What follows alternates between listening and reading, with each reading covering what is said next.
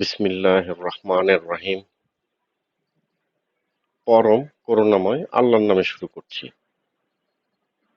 আজকের ক্লাসে সবাইকে স্বাগত। আমি মোহাম্মদ আব্দুল আজিজ, প্রভাষক Bangla, Rahmatullah model high school and college.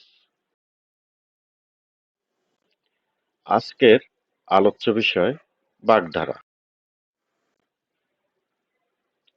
গোপ খেজুরে, ননির পুতুল, চিনির পুতুল, তিমে তেতালা, এই চারটা বাগধারার অর্থ একটাই। সেটা কি?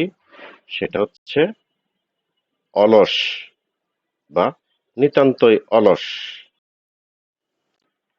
আম দুধে মেশা, সোনায় সোহাগা, মানিক জোড়, মণিকাঞ্চন, এই চারটার অর্থ একটাই। অর্থ হচ্ছে সুন্দর মিল।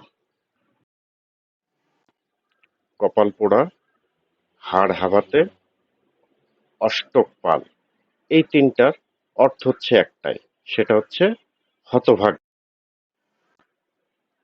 আলে আর আলো, আকাশের চাঁদ, বাঘের চোখ, এই তিনটার অর্থ একটাই। সেটা হচ্ছে দুর্লভ বস্তু।